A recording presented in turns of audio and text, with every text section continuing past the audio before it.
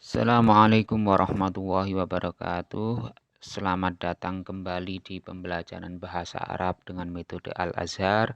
Kali ini saya akan melanjutkan pembelajaran kita dengan tema isim ma'rifat dan isim nakiroh. Ya, isim ma'rifat itu adalah isim yang bermakna khusus tertentu. Sedangkan isim nakiroh adalah isim yang bermakna umum. Contohnya isim nakiroh, kita langsung ke contoh, ada satu, yaitu isim tanwin. Contohnya kitabun, kolamun. Kitabun artinya buku, kolamun artinya pena. Iftah kitaban, buka bukunya, buka buku. Nah, ini maksudnya buku yang mana aja terserah, tidak tertentu, makanya umum.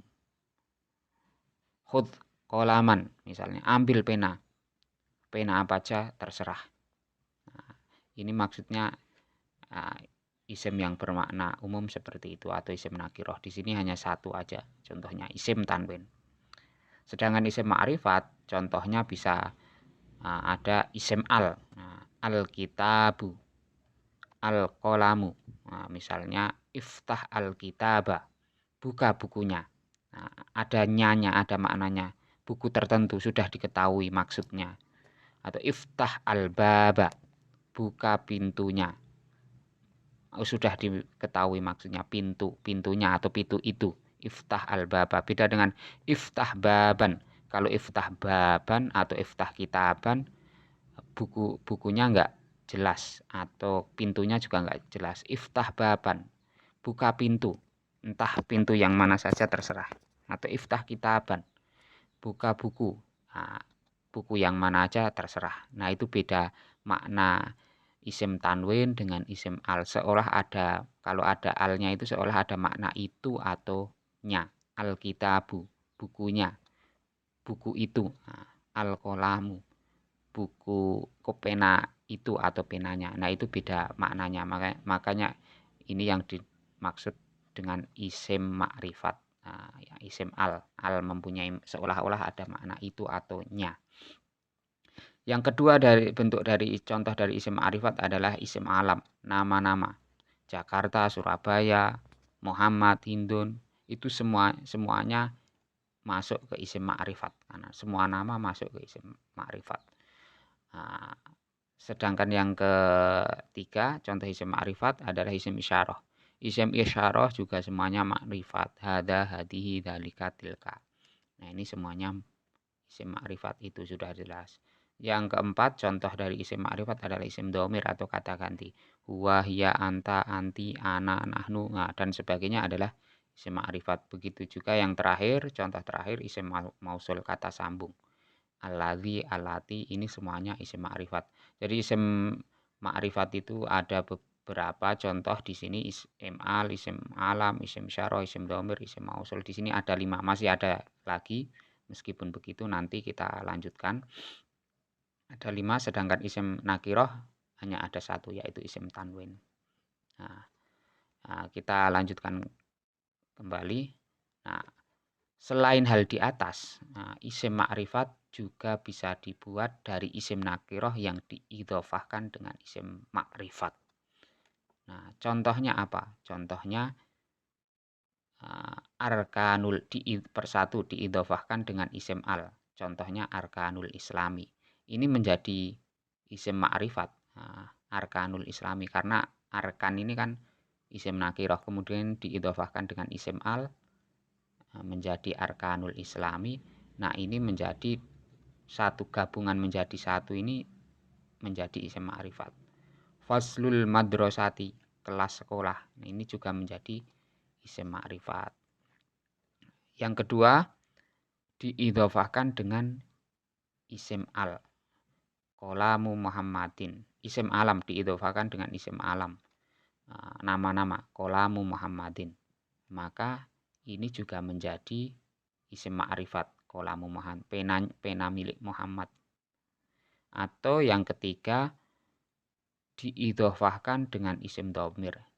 Kitabun diidhofahkan dengan isim dhamir ka. maka ini juga menjadi isim ma'rifat. Kita buka. Habibatun diidhofahkan dengan isim dhamir ana menjadi habibati, kekasihku.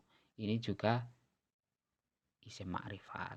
Nah, sekarang kita lanjutkan ke fungsi. Nah, fungsi ma'rifat dan nakiroh. Apa itu fungsi ma'rifat nakiroh? Ya, salah satunya yang pertama untuk membuat susunan jumlah ismiyah. Karena untuk membuat susunan jumlah ismiyah itu ada syaratnya. Salah satunya adalah mubtada wajib ma'rifat. Nah, al-kitabu jadidun ini jumlah ismiyah tersusun dari mubtada khobar, mubtadanya al-kitabu. Khobarnya jadidun. Nah, mubtada harus ma'rifat. Nah, contoh lagi Muhammadun mahirun jumlah ismiyah. Ini ma'rifatnya dengan isim alam. Muhammadun ana thalibun ini juga jumlah ismiyah. Mubtada'nya ana, ma'rifatnya dengan isim dhamir. Contoh sodiki mahirun. Ini juga isim ma'rifat, sodiki ma'rifatnya dengan diidhofahkan dengan isim dhamir. Sodikun ini aslinya nakiroh, tetapi karena diidhofahkan dengan dhamir ana menjadi ma'rifat. Sodiki, temanku. Begitu juga dengan terakhir arkanul islami. Nah, ini diidhofahkan dengan isim al-arkanul islami khamsatun. Mubtada'nya arkanul islami, khobarnya khamsatun. Nah, itu seperti itu. Diidhofahkan dengan isim al. Yang kedua adalah fungsi isim ma'rifat nakiroh, mengetahui ma'rifat nakiroh untuk membuat susunan idhofiyah. Nah, untuk membuat susunan idhofiyah itu ada syarat yang berhubungan dengan ma'rifat nakiroh, yaitu syaratnya gimana syarat membuat susunan idhofiyah?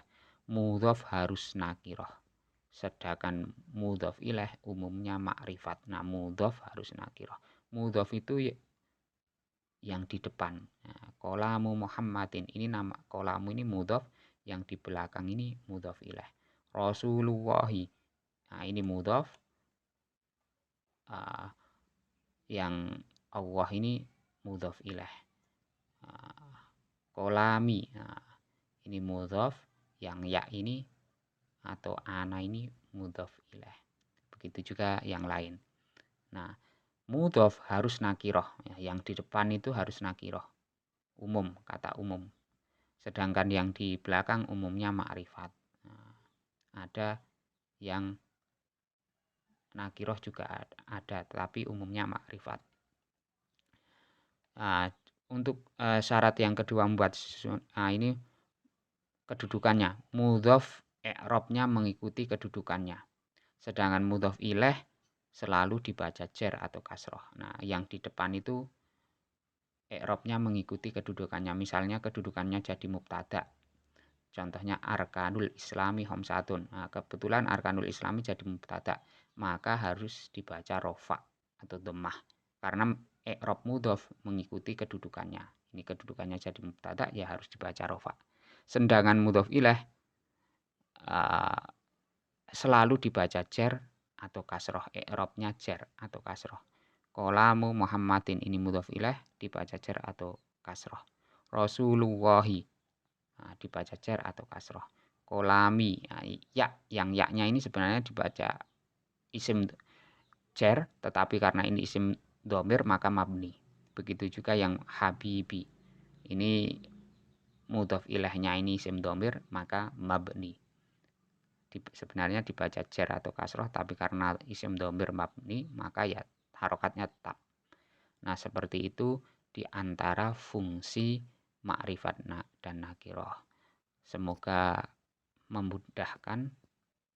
Jika terlalu cepat silahkan bisa di pause atau kemudian diulang lagi. Terima kasih. Wassalamualaikum warahmatullahi wabarakatuh.